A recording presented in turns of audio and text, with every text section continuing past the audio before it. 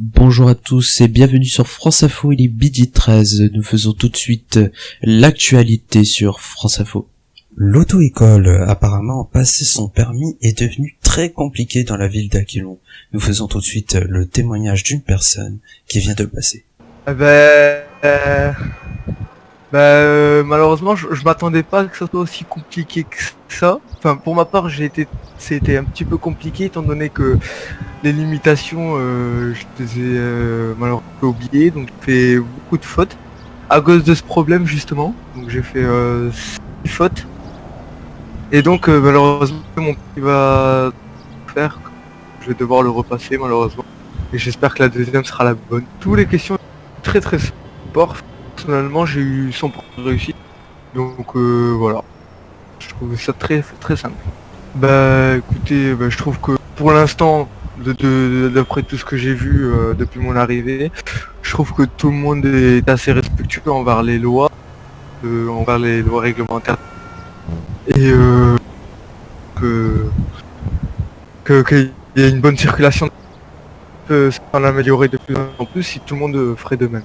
Et merci Monsieur Berg pour ce reportage. Et cet après-midi, un braquage a été réalisé à la bijouterie. La commissaire et son adjudant ont pu agir donc sur les lieux. Ils ont abattu le braqueur. Tout de suite, le reportage avec la commissaire et son adjudant. Très bien, je vous l'explique. Alors, en réalité, nous avons eu un message donc pour braquage de bijouterie. Je me suis rendu sur les lieux tout d'abord la première, vu que monsieur était un peu plus loin. J'ai commencé à poser des herses pour boucler le quartier. Donc, comme vous pouvez voir, il en reste encore ici et là. En attendant que mon adjudant arrive. Dès qu'il est arrivé, il s'est rendu sur les lieux, il a vu le véhicule effectivement qui partait pile poil à cet endroit-là. Moi, mon véhicule était garé là justement pour lui mettre la pression. Donc, ce qu'il a fait, c'est qu'il a filé pile sur les herses. Son véhicule a éclaté là-bas. Et au moment où je voulais sortir du véhicule, on va dire qu'il m'a blessé à l'épaule d'une balle et j'ai fini au sol. Et ensuite, je vous laisse raconter la suite, adjudant, parce que moi, on va dire qu'à ce moment-là, j'étais un peu dans le flou.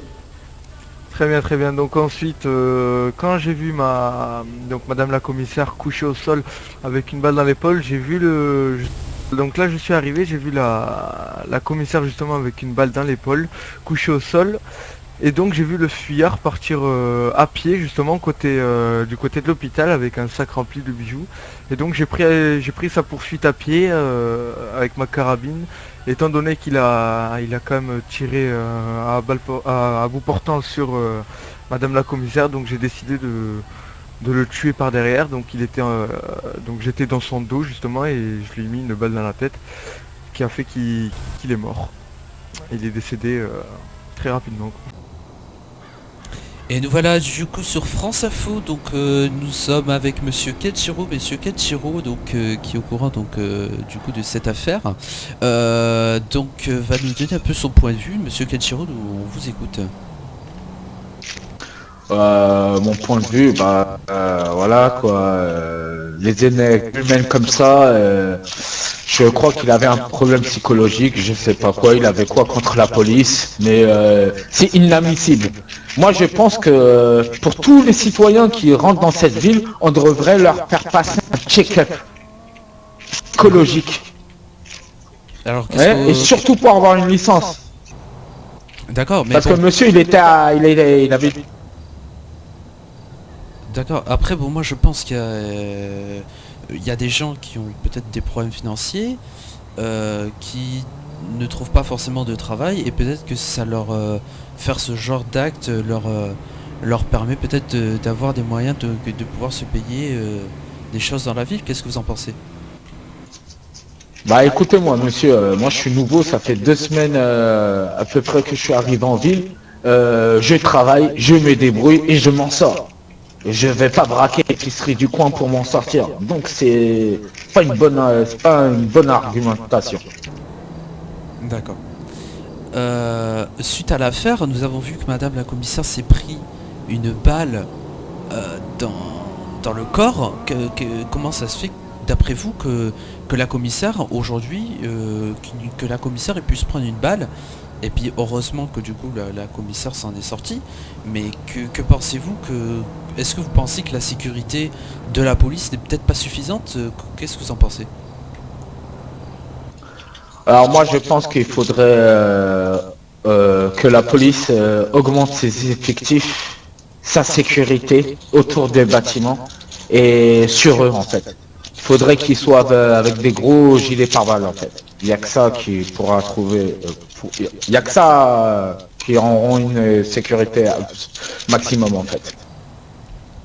D'accord, parce que bon, moi, voilà, le fait que la commissaire se prenne une balle, c'est que en matière de sécurité, ce n'est pas suffisant.